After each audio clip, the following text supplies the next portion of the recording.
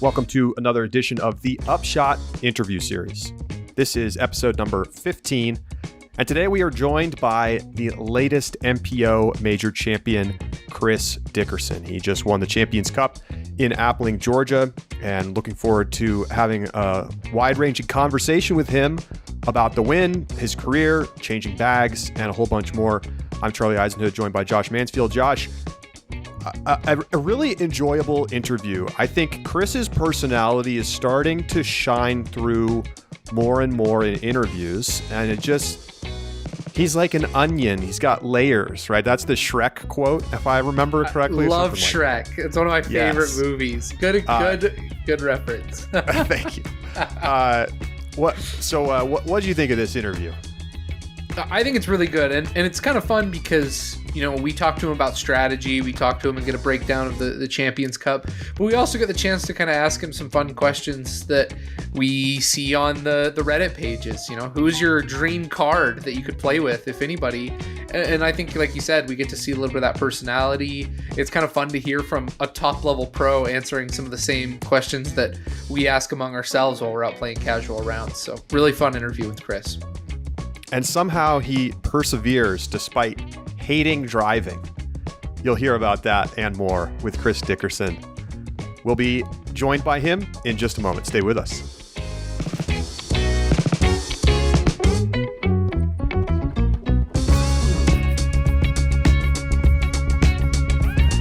The Upshot is presented by Pound Disc Golf, makers of the best bags in the sport.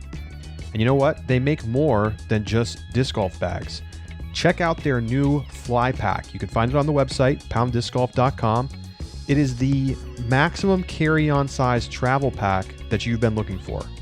Backpack straps, or you can take those off and convert it into a duffel. It's got room for a laptop, a tablet, your clothes, your stuff, and you know what? Some disc golf discs, because obviously you're going to bring some on vacation. $299.99, and it's just a beautiful bag. You got to check it out. It's available in multiple colorways. Go to pounddiscgolf.com to check out the fly pack so that you can travel in style.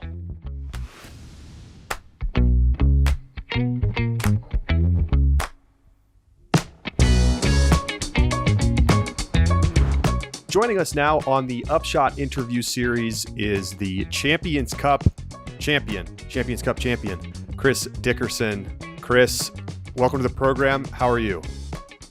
I'm doing good. Thank you for having me. Well, thank you for joining us. What a weekend down in Appling, Georgia. One thing I'm really curious about, you know, you come into the final round. It's the first time that you've been able to come from behind in the final round to win an Elite Series, or in this case, of course, a major championship. How was your mindset different, if at all, from, you know, let's say USDGC a couple years back, or some of the other times that you've won big tournaments? It was basically the same. You know, just going into the round, doing what I have been doing the past few days, sticking to my game plan, up until, you know, those last few holes. But I guess it made it, I wouldn't say easier, but it just wasn't, and it may have been a coincidence that it was this time. I didn't have the lead to lose. So that was just one less thought that I had to deal with, I guess. Well, it was interesting. You mentioned in the post game with Terry that you didn't really feel the nerves, especially until the very end of the round. Do you think that's because in some ways you weren't worried about like trying to protect a lead, and instead you're able to just kind of focus on trying to make your shots? I don't think so. It's weird how nerves will come and go. It might be just me. It might be everyone else. But I feel like the more tournaments that we play, let's say we go through a year and we play 30 to 40 tournaments. And I know that's a lot, but you know, you're just going into the next tournament and you're just going to try and do the same thing you did last week. So at some point, the nerves just they stop being there. But it's not always the case. I've told people before, I've played an entire Pro Tour event or anything on that kind of level, and I haven't felt any nerves. I went home and I played a C tier, and I've been nervous before the tournament even started. So they come and go, and there's not really any reason why. So I couldn't tell you if that was the reason or not. So going into hole 14, you, Ricky, and Calvin are all tied at, I believe it's 34 under. Mm-hmm. And it's close there. You then put together a streak of 5 birdies of just exceptional golf. I mean, it was in no doubt in my mind that things were just going to go well for you every time you walked up to that tee pad. Did you have a change of thought in terms of what you needed to do? Did the game plan change at all? Or were you feeling confident going into that final stretch that you were going to be able to take home the win if you just kept playing how you've been playing that day? Game plan changed a little bit. On hole 14, I'd been throwing buzz, so just mid-range, trying to get to the corner, not really around the first corner. I was 4th on the tee pad. I remember the other 3 players threw either driver or fairway, and they got around the corner. So they were all trying to get a look for eagle. And I made the decision there to change my game plan a little bit. Instead of going mid-range, I threw fairway, and I got around the corner, also trying to give my chance for that eagle opportunity. So it changed on 14. I think I also threw fairway off of 15. 16 didn't change, and I threw a different fairway off of 17 and a buzz off of 18. So 1, 2, 3, 4 for the last 5 holes. I altered my strategy just a little bit, but it was more disc selection than completely changing the shot or anything like that. It's pretty amazing when you think about the fact that you just changed bags after years of playing with the same discs, and then you changed bags just a couple months ago, and then you come out here, you're forced to change your game plan. Maybe forced is a strong word. You choose to change your game plan in order to go for the win, and you carve the lines. Do you you keep getting asked this question, so I know it's a little it feels a little cliche to ask it again, but are you feeling settled in with the discs that you have now playing with Discraft? And did you have confidence when you were stepping up and saying, you know what, I'm going to throw a different disc here than I practiced, that you were going to be able to execute those shots when you needed to? Yeah. So for those shots specifically, let's see, I said 14, 15, 17, 18. So 4 shots that I kind of changed what I was doing.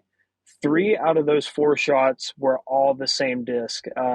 It was a bonsai from DGA.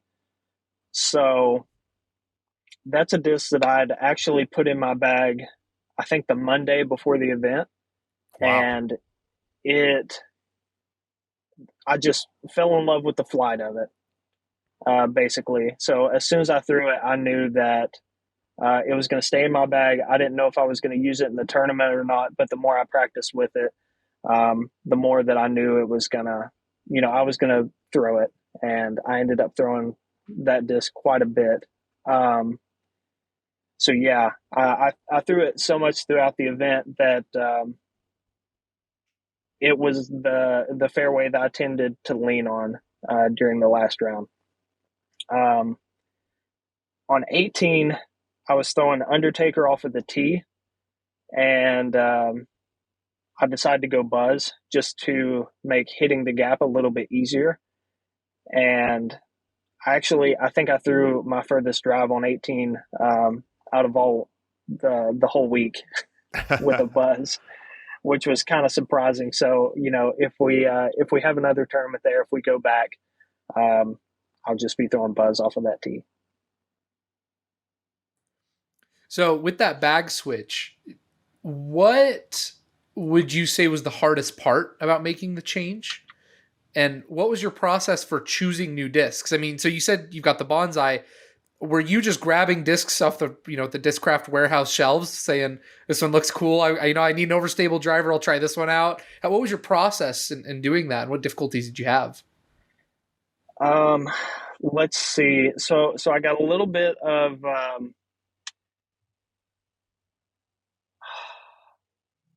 Paul told me whenever we were talking about building a bag and stuff, he said that he found a little bit of trouble trying to replace certain discs whenever he made his switch from Innova to Discraft. And he said the best way that he found was just throw the disc, find out what they do, and then throw them like the disc is supposed to be thrown. Don't try to make that disc fill a slot that you used to have. So, for example, let's see. The Undertaker is a disc that I really didn't have at Prodigy. So, there was a few molds that I'd already had in my mind I was going to be throwing just because I'd watch other people throw them. But there were a couple that were kind of the same. Like the Buzz was quite a bit like an M3. Let's see, the XL, I threw it a couple of times. It was kind of like an F5 or an F3. But, some discs, they compared some, I didn't have. And there was one or two that, I hadn't found a replacement for. So it was basically just figuring out what the disc flew like and then trying to build a bag off of that instead of trying to replace older discs, if that makes sense. And do you have what you'd say a favorite Discraft mold now or disc that you've just fallen in love with since you've moved over? Recently, it's been the Bonsai. It really surprised me with how much distance that disc can travel, and the stability of it is really good as well. So I would say, as far as like the fairway lineup, that could be my favorite. The Buzz is obviously my favorite for the mids. Putters, throwing and putting, the Challenger OS is my favorite, and then the Force for a driver. So I wouldn't say that I have an overall favorite disc, but in each of those categories, those are going to be my favorites. How do you think about this win? You become one of just 3 players to win multiple majors in the last 5 years, and you join a fairly rarefied group of people all time that have multiple majors. Did this tournament feel like a major?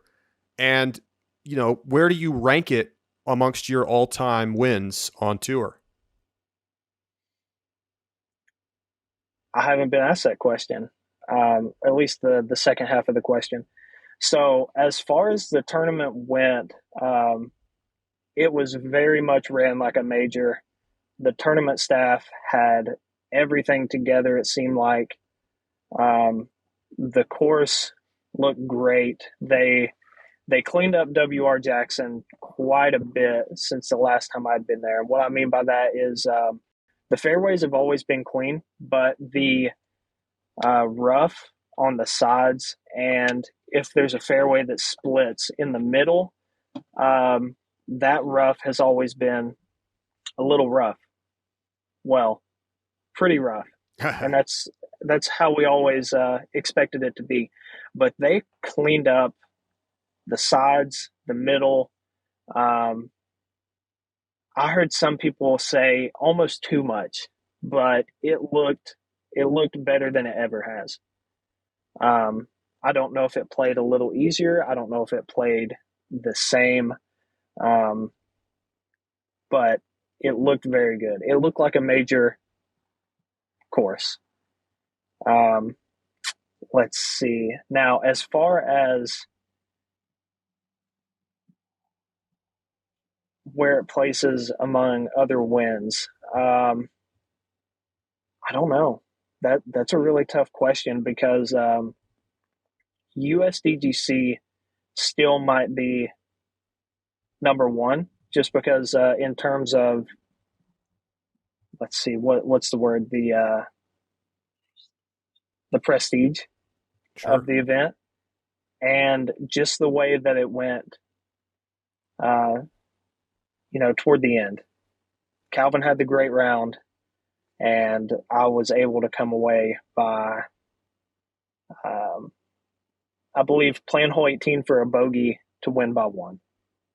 So, with it just being that close, and I mean, I know this weekend was also close, or last weekend was also close, but I would say USDGC feels a little bit different. I would say it is still number one for me, but this is a very, very, very close second. So, a question that we often ask new and upcoming players is what are their goals going into the season, right? And we hear goals often of want to place top 10, or they want to make the Disc Golf Pro Tour, match play championships, or just the Pro Tour championships. I think when you're talking to someone of your class and caliber, though, that question is fundamentally different. And I think it's also significantly harder to answer. So going into this season, what were your goals and what did you hope to accomplish for the overall 2022 season with your new sponsor? My one overall goal that I had was just to compete at every single event I played. And what I mean by compete is to be up in the mix every time. And I've been fairly pleased with how I've been able to do that so far. I know some events like Vegas wasn't really like at the top. I was still, I think I finished 12th, if I remember correctly. But I mean, don't get me wrong, that's still a good finish, but it's not competing for the win. And that's overall what my goal was to do at every event that I played. So that's really just what I want to do throughout the year. Just keep giving yourself those chances. So yeah, that'd be it. When you went to bed on Saturday night after round 3, and you're trailing but very close, Ricky and Calvin, when you went to sleep, were you thinking, I'm going to go out and win this thing tomorrow?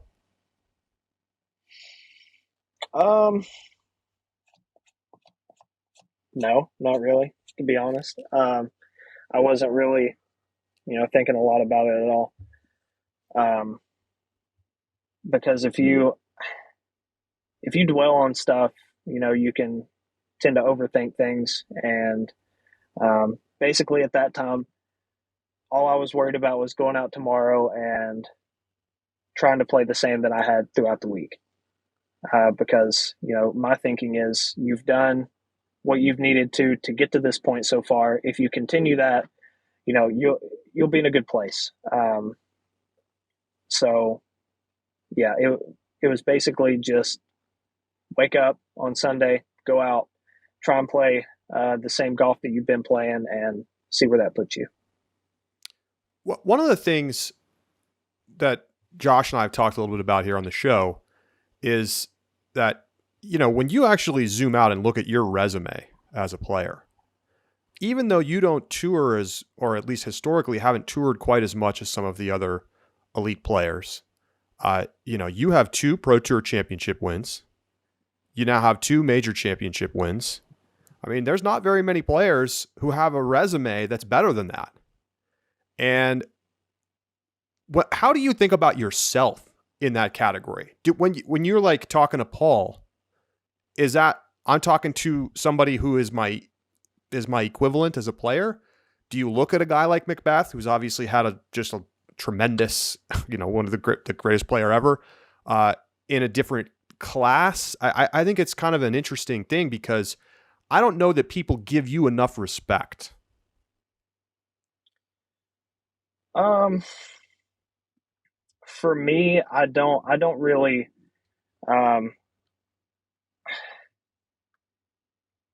don't really put players in a bunch of different groups. I think there's, I wouldn't say two groups. There's not really any groups that I like to, categorize people in. I have said before that if you are over 1,000 rated and you're at these bigger tournaments, you know, I do think anyone 1,000 rated or above can win these tournaments. The only difference is the higher rated players, as far as ratings goes, all it is like an average of what you've done in the past. So statistically, the higher rated you are, the better chance you're going to have. But that doesn't mean these lower rated players can't do it. You've just got to put 3 or 4 days together in a row. And that's very possible. And that's not to say people under 1,000 rated can't do that, because what's 999 to 1,000? It's 1 point. So just like just like drawing the line somewhere, if you're 1,000 rated and above, you can compete for these tournaments, for the win at these tournaments. And I mean, even if you're below it, you can still do it. Ratings don't matter. It's just about putting 3 rounds together. And I think anyone that has the potential to shoot 10 under on a course, they can do it. All you have to do is come out. I can't remember. So what? Last weekend I was at 39 under total. Yeah. Over 4 rounds. If Yes. If you would have shot 10 under every round, that would have been 40. So 10 under every round would have beat me. But Right. Some courses play harder, some don't. So really, it's hard to put people in different categories. At least for me, I don't like to do that. Any player, they can come out, they can have a hot tournament, and they can win. You just got to believe that. You got to believe in yourself and that kind of thing. But no, whenever it comes to Paul, Eagle, Calvin, Ricky, I don't put them on a different level. I think across the board, we're all just players out here trying to win, competing for the win. I think we're all kind of on the same level. I have to ask you, given the ratings conversation here, what do you think about Paul's round 16 under course record at WR Jackson being 1086 rated? That's a little lower. I thought I heard it was like 1090 something. Oh, maybe I could have that wrong. I think it's 1091. 1091. Charlie. I shaved 5 points. Well, I mean, Yeah. Either way, I think it's still a little bit on the low side.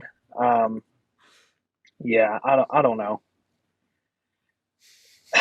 The ratings have always kind of confused me, but that's a whole different conversation. I think it should be higher. I don't think 16 under on that course will be done again, just due to the amount that we play there and how hard the course is. I mean, it's possible. Obviously, it's possible, but it's very unlikely. I'll say that. So it should probably be a little bit higher than that. One thing that we've been talking about kind of with that course is that we feel, I mean, WR Jackson, as you said as well, did an excellent job with this major. Do you feel that WR Jackson should be the permanent home of the Champions Cup? I mean, obviously, I would like to see it there. I love the course. It's my favorite course that I've played so far.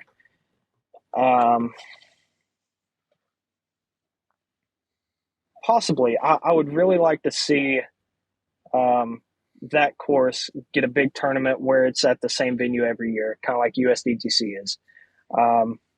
But I don't know for the Champions Cup. Obviously, next year it's going to go to Michigan. It's going to move around, so we'll see how players react to that, how they what they think, what their opinion is. But I don't know. That's kind of why I've always felt like USDGC, and again, this is my personal opinion. I felt like USDGC is just like a little bit higher whenever it comes to prestige than the World Championships. Obviously, the title, people think World Championships, obviously the best, but it's at the same venue every year. Whenever you step on that property, it's like it's something different. It is different than any other tournament that I've been to. The next closest would have been the Champions Cup that we just played. It was very similar. So with it moving around, it could be like the World Championships, depending on what venues they pick after this. And who knows, it could go back to W.R. Jackson in the next few years, but I guess we'll see. We'll see. Okay, so you got a $13,000 paycheck for winning, your biggest of your career. You had a couple $10,000 payouts back to back when you won USDGC and took second at the Pro Tour Championships. Did you win more money from the tournament itself or from bonuses for winning a major? The tournament itself. Okay. I was curious. Do you do anything special? You go out and like get a steak dinner and a bottle of Dom Perignon or something? Okay, so that's funny you bring that up because I struggled to find a place where I could consistently get good food. And I mean, that's just me. I'm a picky eater, so you know, my options, they're fewer than most people. But after the tournament, we checked on our dog, made sure he was all right, took him out and everything. But then I looked up the closest Texas Roadhouse. It was 35 minutes away, and I made that trip, and I ate it in a parking lot. So yeah, I really really went all out after. Wait, But so no, do what? I was just gonna say, why'd you eat it in the parking lot? Are you just trying to avoid being inside right now? No, not really that. It was just the convenience of it. We ordered Great. it to go, so we would get it as soon as we got there. Yeah, instead of going in, you know, maybe it's a busy night, maybe it's not. Maybe you have to wait for a table, and even if you don't have to wait, you'll have to wait 25 minutes or so before the food comes out. So, no, it was just a convenience thing. But yeah, I told Brittany, I've had okay food all week, but I haven't had good food all week. So this is what I want. I bet that's the best steak that you've had ever in your life, right there. So it was chicken, but yes, It was chicken. it was Incredible really piece of good. chicken. It's great. So one thing that we talk about often with strategy, you'll have players who will win tournaments and not realize that they've won tournaments or realize exactly where the score is because they prefer not to check scores.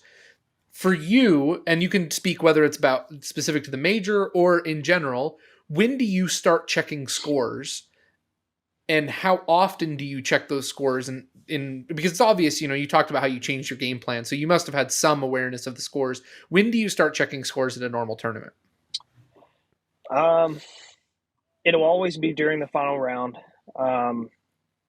Most of the time, it will be about halfway through the final round. So with the signal out at WR Jackson, um, it was a little, it wasn't the best. So um, Brittany was keeping up with the scores the entire round without using UDisc. She would keep it in her head, and she would just check it with the person carrying the sign for us, just to make sure they matched. And I think I asked around hole 14. Yeah, I think it was on the tee pad of hole 14 or maybe just after that. But right around then is where I had an idea of where I was sitting. Good time to ask. Yeah, damn. Then 5 straight. That's what a way to win it. Like, were you just feeling locked in the zone the whole time? Kind of.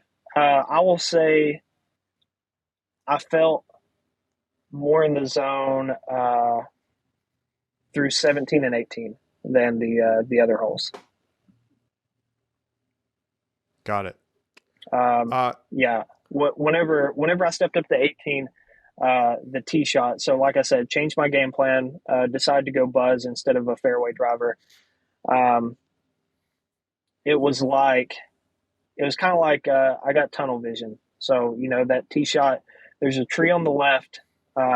It's not even a big tree. It's a little tree, but that gap. Whenever they made it this year, if you don't cross the creek on your drive, you go to the drop zone. So putting that in players' heads, it makes that tee shot harder. You don't even have to change anything physically about it. You don't have to add trees or anything like that. But yeah, whenever I stepped up to that tee shot, it was like I got tunnel vision, and I was just able to focus on just the fairway that I needed to hit, and everything else just kind of faded away. So yeah, I'd say the last 2 holes. So does winning this tournament change anything about the way you look at the rest of your season? Whether that means going to more events, or, do you think about going over to European Open, or is it just next stop, Jonesboro, keep on rolling, same game plan for the rest of the year? No, it doesn't change anything for me. We have been thinking about going to Europe the past couple of years, but this year with what's going on over there right now, it seems like it's decently close to where the tournaments would be. So we really don't want to fool with that. And I think if we would go, our flight would get back and we would have 4 or 5 days to get to Declo. So that just seems like a lot of travel in a small amount of time. So that kind of weighed in on it too. What would you say, besides now the obvious Champions Cup, is your favorite tournament and course of the year that you always anticipate looking forward to playing? Yeah, so like I mentioned before, WR Jackson is my the favorite course that I've played. So without the Champions Cup, it would still be my favorite. But if I had to pick another event, I would say Smuggler's Notch, the GMC. Just the venue, the atmosphere is a little bit different. Yeah, it's a really cool place. You have great taste in courses. I'm really picky whenever it comes to course design and certain things like that. But I'm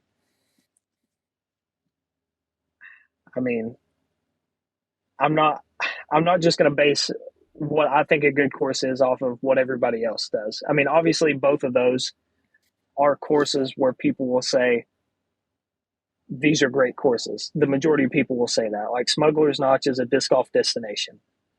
But in my opinion, two great design courses. They complement each other pretty well. One's pretty wooded, one's fairly open.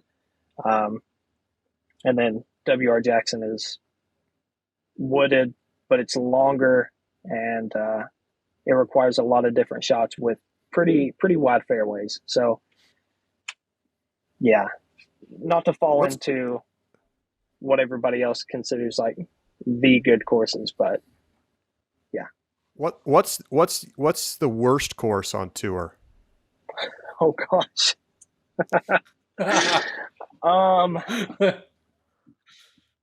Man,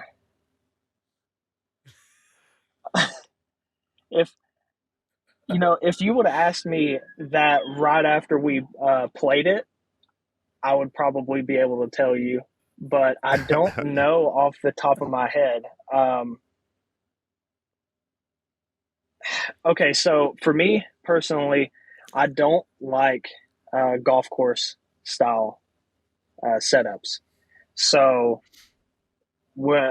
I never looked forward to going after the Las Vegas Challenge.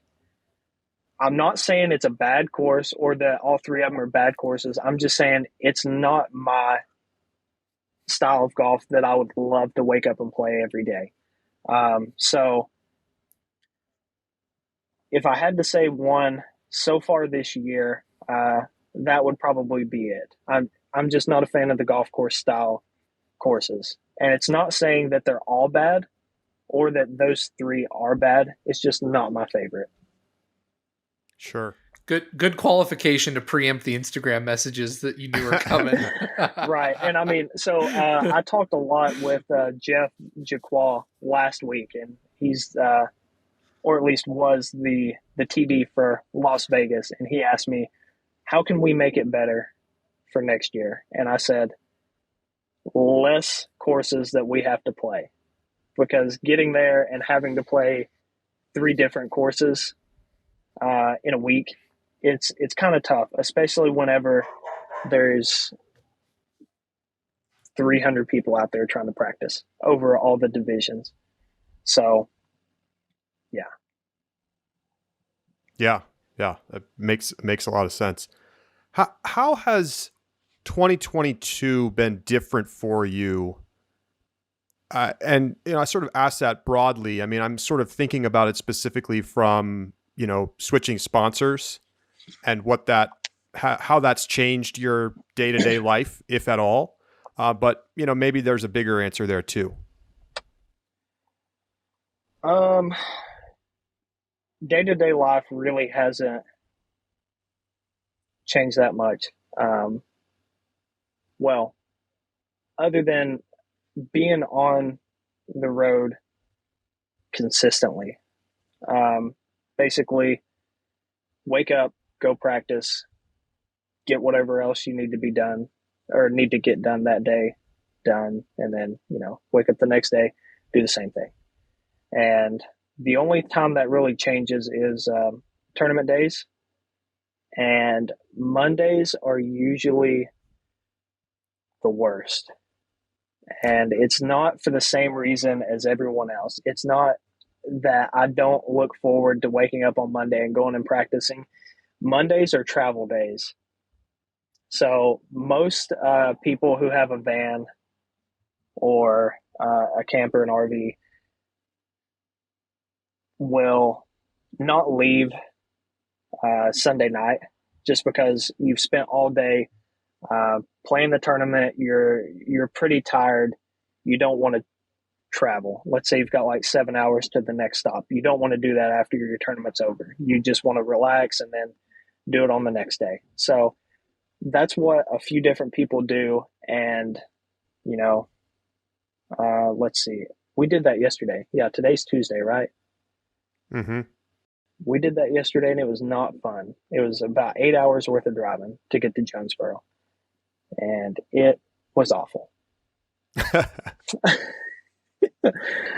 I'm not a person who likes driving. Whenever I started traveling, 3 hours, anything at 3 hours or over was just awful. I didn't want to do it. But obviously, the more you do something, the easier it gets. Now that is up to about 5 to 6 hours. So it's gotten a little better, but not a lot. So travel days are different than the rest.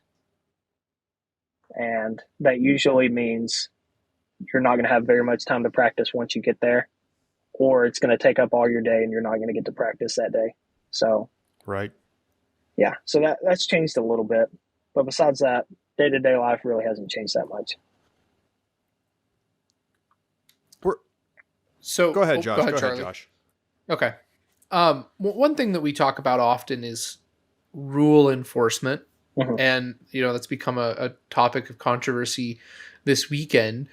One of the big barriers is that as a player, for you to have to call rule violations can disrupt your concentration. It can disrupt the atmosphere on a card. What do you feel is the best way to handle rule enforcement for tournaments and the Pro Tour moving forward? I think the best way moving forward is going to have to be for course marshals to make those kinds of decisions. Obviously, if it's like a inbounds, out of bounds, leave it up to the group. But if we're talking like a time violation or whatever else, I think a marshal needs to make the call because whenever it's another player making that call toward someone else, even though it might be like, hey, we're just, trying to play by the rules, it might be taken as you're trying to gain a stroke on me. Even if it's not meant that way. So it does create a hostile environment on the card more times than not. And yeah, with 4 players on the card, if one player calls another, not only is the hostile environment between those two, but it also kind of pulls in the other 2 players because, you're forced to play on that card.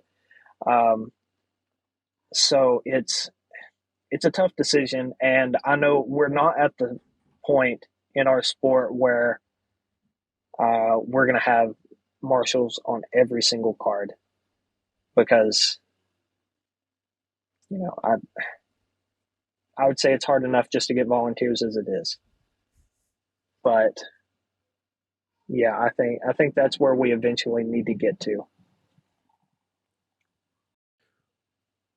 When Kevin Jones got paid this year by Prodigy, did you feel like disrespected by that, given that, frankly, you had and have the better resume? I mean, I don't think it's any secret that there was a little bit of a contentious exit there. I'm just really curious to know kind of how that last few months at Prodigy played out in your mind. Let's see. So to be honest, that's not a subject that I want to talk about. I was going to say a lot, but probably at all. But I will say that money with Kevin getting paid, had very little to do with it. So, yeah, I would just leave it at that. Fair. Sure. Is it hard to come off of a major where you have to have ultra focus on a very difficult course in the woods and then turn around and play another Elite Series event this coming weekend at Jonesboro? It can be, but I would say in this particular situation, it's not going to be as hard as if, let's say, the events were flip-flopped. Because one thing that I've kind of noticed with playing certain types of courses back-to-back, if you go to a wide-open bomber-style course where you need to throw harder on 90% of the shots, and then you go to a shorter course. So let's make it a little bit more drastic. Not W.R. Jackson, but you're going to play a quite a bit shorter course where it's a lot of putters, some mid ranges, stuff like that. If you go from throwing wide open and almost as hard as you can the week before, and you change pace to throwing easier touch shots for the next week, your reach back that you were used to the week before, throwing consistently, it's going to be a little bit harder to kind of dial in those shots going from a wide open course, and especially if it's a wooded, like you need to hit gaps. It's going to be a little harder to dial in those shots. I think across the board, coming from W.R. Jackson to a more open style course, I would say across the board players are going to play better this week just because we have been hitting gaps. We've been focusing more on our lines. So whenever you get to a more open style course, after you've been doing that, you've basically just been practicing hitting your lines, throwing the shots you need to on a wooded course. You come out to an open course, I think it's going to make it a little bit easier as long as the wind doesn't pick up very much, because that's something we didn't have a whole lot of last week. Recently, the Pro Tour announced that they are working towards standardizing baskets on tour. Is this something that you feel is a priority and a step forward for the Pro Tour? I would say not really. At least in my opinion, not really. Because there are certain baskets I would rather putt on over others. But all baskets spit out eventually. All baskets don't catch some of your putts. But it's really one thing I do like about playing on different baskets throughout the year is that you need to learn like how those baskets catch, what kind of pace that you need to have on your putt going into those baskets. So for example, like a Mach X is a basket that you can just throw putts pretty hard into, and you don't really have to worry about it spitting through or really spitting out. But let's go opposite end of the spectrum, the Mach 3s. You can't just jam a putt in there. You've got to be a little more careful with tossing it in there, not really hitting the pole that hard. And, they're not as wide, so you have to be careful with pulling the putts one side or the other. You're basically trying to make it into the basket instead of into the chains. So I think playing on different baskets is a good thing. Right now, we don't have a perfect basket. If that ever were to happen, though, where we have a perfect basket or an almost perfect basket, maybe then we could all agree on switching over to it. But I don't think it's a priority at the moment. It seems like an impossibility that everyone is going to agree on one perfect basket. Yep. But so you've got two major titles. I said on the show on Tuesday that I put you at number 1 in the world right now. If you is it like I need to win a world title now and then like I'm there, like I've done it, or do you look at it differently?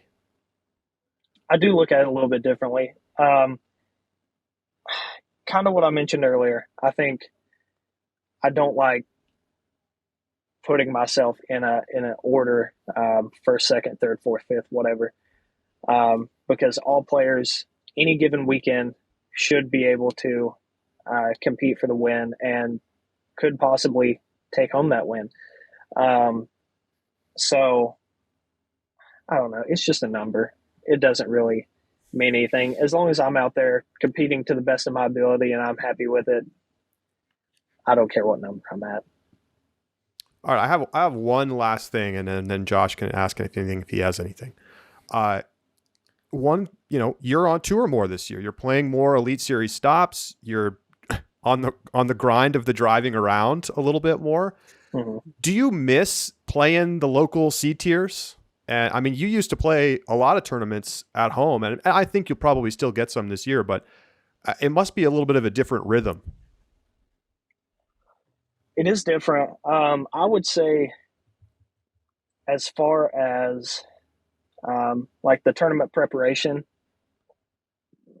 and competing on a high level every weekend, I would prefer this over playing the smaller tournaments. But it is nice to, so for example, at the beginning of the year, we played a lot of open courses, a lot of windy courses. After about the second one of those in a row, I would have loved to play just a little pitch and putt in the woods somewhere. But, I mean, just a good change of pace. And I think that's why a lot of people were a little bit upset about the Dogwood course being removed from Texas State's, was because we had played Vegas, we had played Waco, and everybody was a little bit over the wind and just playing in the open. And I know Waco's a little wooded, but it's got some open holes too. So I think everybody was looking for a little bit of a change of pace to play a wooded course. And then we got the heads up that it was redesigned and it was more open. So that was like the third open course in a row. So, yeah, I would like to play these bigger events where the competition is, on the Pro Tour level as many weekends as I can. But in certain situations, it is good to have a change of pace. We just need more woods courses. I mean, it's that simple, I think. It was great to watch this weekend at WR Jackson, and now we're going to go back out in the open for a while. Jonesboro is a great course, but then, we got Emporia and OTB. It's all right, but yeah. So Emporia, going back to the country club, it's a golf course. Not really my favorite style of golf, but it's not a bad course. And sure. we'll see what kind of tweaks they do to it this year, if any.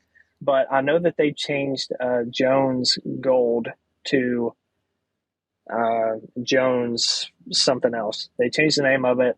I've heard that they've changed Jones the course. Platinum. I think that's it. Yeah. It might be. It might be. Oh, really? Wow. Oh. I mean, in order of records, that's the next one up, right? Right. Delta Airline status, next step.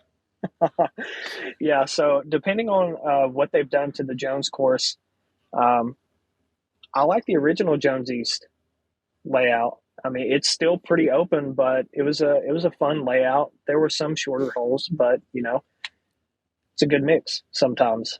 So depending on what they do with those, with that open course, it might complement the country club pretty well. So I don't know. I guess we'll see, and we'll kind of get a taste of what Worlds is going to look like too. I was just going to ask that. Will you try different shots, even if it might give you less of a chance to win, let's say, at the margins, in order to have preparation for Worlds being back there in a couple months? Do you mean try different shots like during the tournament? Yeah. No. Okay.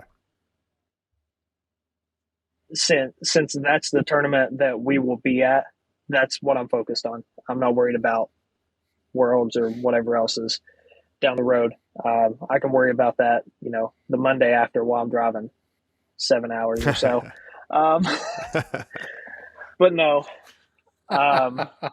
Yeah, I'll worry about that whenever Worlds gets there. I mean, obviously, you can take mental notes without throwing different shots. Like, let's say it's a par 4, you're getting far enough where you have a 350-foot upshot, but you would feel a little more comfortable with a 300-foot upshot. So maybe throw a driver off the tee instead of a fairway or something like that. You can make those mental notes and make the change whenever the next time to practice that course comes around.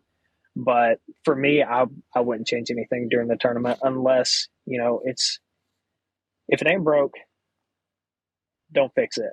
So if I'm throwing good enough shots on whatever holes that we're playing, I wouldn't suggest changing it unless, I'm not executing those shots like I want to. Unless it's time to pull out the bonsai and get 5 straight birdies. Yeah. No, Charlie, it's not the bonsai that week. It's whatever disc he sticks in his bag Monday before the tournament. Also, yeah, Josh, you got anything else?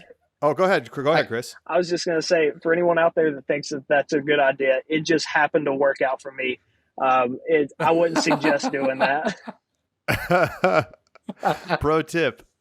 Just try a completely brand new disc to try to win a major championship. I got one question left for you, Chris. If you could pick any 3 guys to be on your card at any tournament, which 3 guys are you picking? Okay. I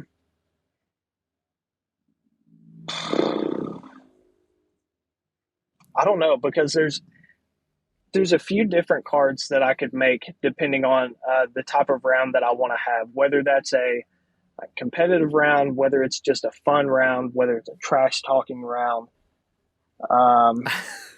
Let's say one of the latter 2, fun or trash talking round. You're at the C tier pitch and putt course. Who are you bringing with you? Okay. Whenever it comes to trash talking, I want Calvin on the card. I want Eric Oakley and Zach Melton. Those 3, I would say whenever you put the 4 of us together on a card, there's going to be more going on in between the shots than what's actually happening during the shots. Just a lot of trash talking, just a lot of nonsense, and overall good stuff. I love it. All right. Actually, my last final question for real. What's your favorite thing about being a professional disc golfer and living the life on the road?